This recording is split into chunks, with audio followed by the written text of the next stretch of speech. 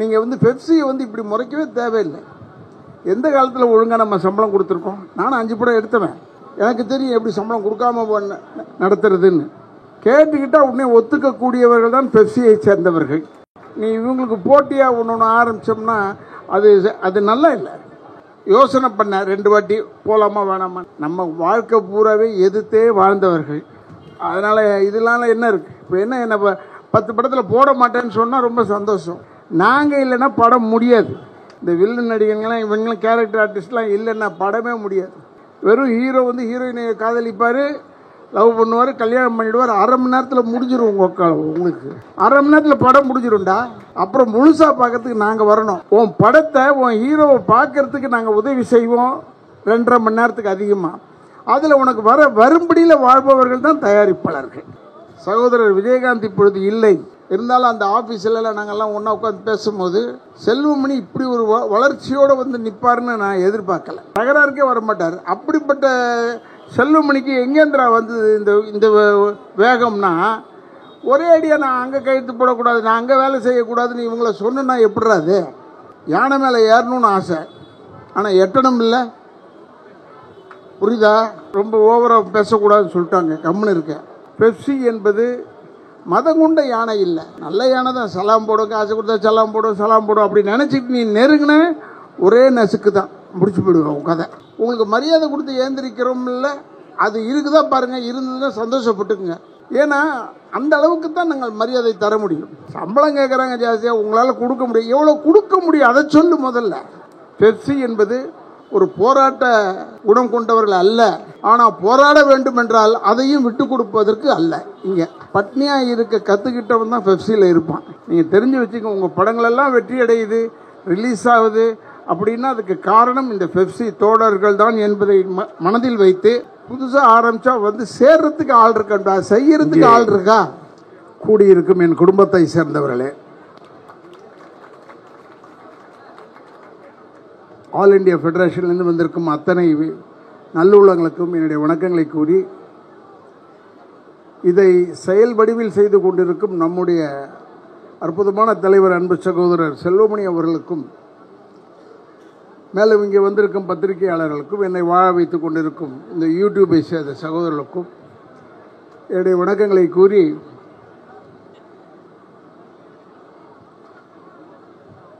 நான் இந்த பந்தல் போட்டவங்க, மைக்கு போட்டவங்க அத்தனை பேருக்கும் என்னுடைய வணக்கங்களை சொல்லிக் கொள்கிறேன். நம்ம இவ்வளோ பெருசாக கூடுவோன்னு அவங்க யாருமே எதிர்பார்த்துருக்க மாட்டாங்க. அதுதான் பிரச்சனையே. அந்த 1ஆம் தேதி நடந்தது பாரு, அதை பார்த்துட்டு கணக்கு போட்டான்னு நினைக்கிறேன். இது வேறு அது வேறு. என்னை இப்போ ராதாரவி இங்கே நிற்கிறான், ராதாரவி பேசுவார்னு கூப்பிட்றாங்கன்னா அதுக்கு காரணமே யாருன்னா நீங்கள் தானே காரணம். ஏன்னா இப்போ நான் சொல்கிறேன், இப்போ நம்ம ஜூடோ ராமு இருக்காப்புல எதிர்க்கு, அதுக்காக ஞாபகமாக சொல்கிறேன். எனக்கு ஒயரை கட்டி விட்டாங்க ஊட்டியில், கங்கை அமரன் சார் படம்.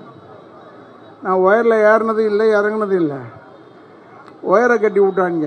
ஆனால் பாதுகாப்பாக நான் இறங்குற வரைக்கும் அங்கேவே நின்ன மனிதர்கள் யாருன்னா இவங்க, இந்த லைட் பாய், இந்த ப்ரொடக்ஷன் அசிஸ்டன்ட் தான் நின்னாங்களே ஒழிய அங்கே தயாரிப்பாளராக வந்து நிற்கலையே. இதெல்லாம் எதுக்கு நான் சொல்கிறேன்னா, தயவுசெய்து சொல்கிறேன், நீங்கள் வந்து பெப்சியை வந்து இப்படி முறைக்கவே தேவையில்லை. எந்த காலத்தில் ஒழுங்காக நம்ம சம்பளம் கொடுத்துருக்கோம்? நானும் 5 படம் எடுத்தவன், எனக்கு தெரியும் எப்படி சம்பளம் கொடுக்காம நடத்துறதுன்னு.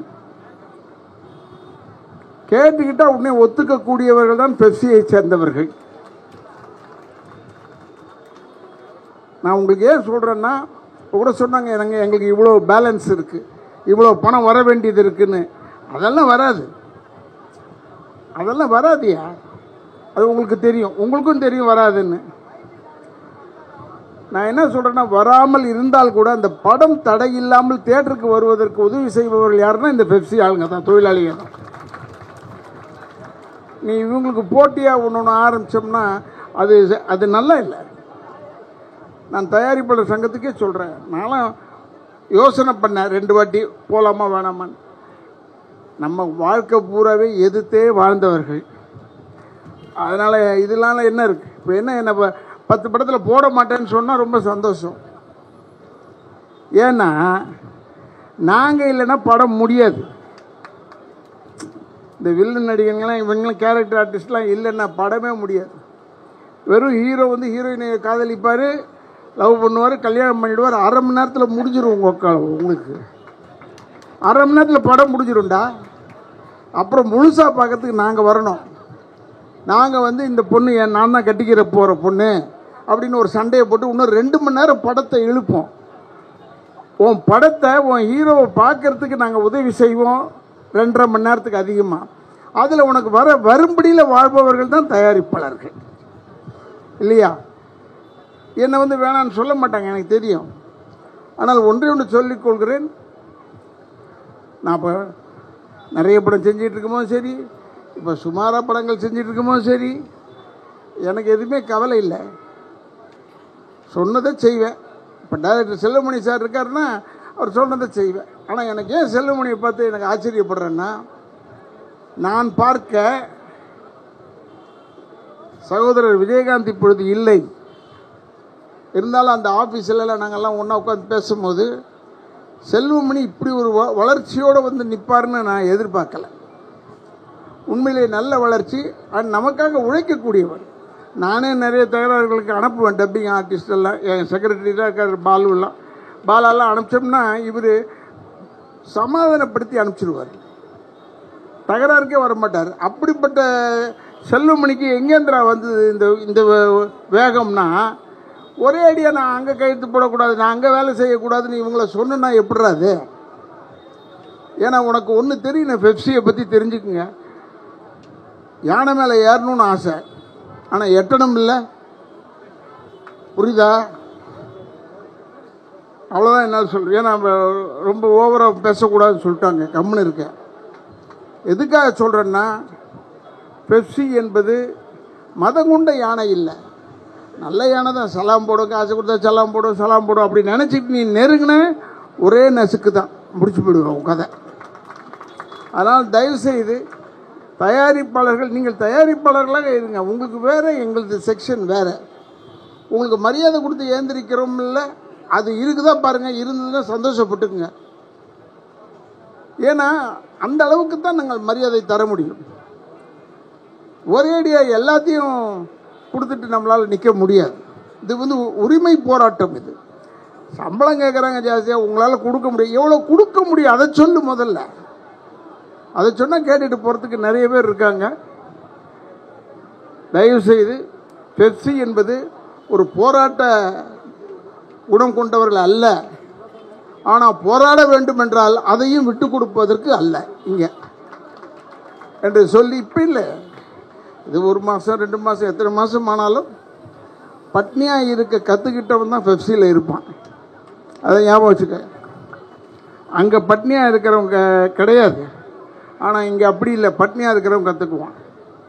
நீங்கள் தெரிஞ்சு வச்சுக்க. உங்கள் படங்களெல்லாம் வெற்றி அடையுது, ரிலீஸ் ஆகுது அப்படின்னா அதுக்கு காரணம் இந்த பெப்சி தோழர்கள் தான் என்பதை மனதில் வைத்து, நீங்கள்லாம் என்ன செஞ்சுருக்கணும், வந்து நாங்கள் செஞ்சது தப்பு தான், புதுசாக ஏதோ ஒன்று ஆரம்பிச்சிங்கன்னு.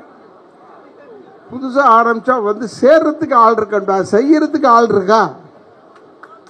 அதுதான் முக்கியம். செய்யறதுக்கு ஆள் இருக்கா? இவங்களுக்கெல்லாம் இவங்களுடைய சாபத்தை வாங்காதீங்க. பெப்சியுடைய தொழிலாளிகள் சாபத்தை வாங்காத. நல்லபடியாக அவங்கள வாழ்த்திட்டு, உங்களை எப்பயுமே வாழ்கன்னு சொல்கிற மாதிரியே வச்சுக்கிட்டு அன்பாக இருப்பதை விடு. ஏன்னா நீங்கள் ஒரு நல்ல ஒரு தலைவர் ப்ரொடியூசர் கவுன்சிலில். ஏன்னா நாங்கள் வந்து எனக்கு வந்து காட்ஃபாதர் வந்து சினிமாவில் வந்து ராமநாராயண் சார் தான் எனக்கு காட்ஃபாதர். அவர் குரங்குக்கு 4 சட்டை போட்டு எடுத்தவர் படம். 4 சட்டை மாற்றினார். என்னன்னு கேட்டேன். அது வேற எங்கேயாவது யூஸ் பண்ணிக்கலாம் சார். அந்தளவுக்கு அறிவாளிடா அவர். அறிவு இல்லாதவர் அல்ல. அவருக்கு தெரியும் எப்படி எடுத்தால் தயாரிப்பாளர்கள் வாழ்வாங்க. இப்படி தெரிஞ்ச டைரக்டருங்க தான் இங்கே எல்லாருமே இருக்காங்க என்று சொல்லி, இது பெரிய அளவில் போராட்டம் செய்யாமல் சீக்கிரமாக பேசி முடிக்கிறது உங்கள் கையில் இருக்கு, எங்கள் கையில் இல்லை என்று சொல்லி, தயவு கூர்ந்து இவர்களுக்கெல்லாம் நல்ல வழி காண்பித்தால் உங்களுக்கு வாழ்வு கிடைக்கும் என்பதை மட்டும் சொல்லி எனக்கு வாய்ப்பளித்ததற்கு என் குடும்பத்தின் சார்பாகவும் திராவிட இயக்கத்தின் சார்பாகவும் வணக்கங்களை கூறி விடைபெறுகிறேன். நன்றி, வணக்கம்.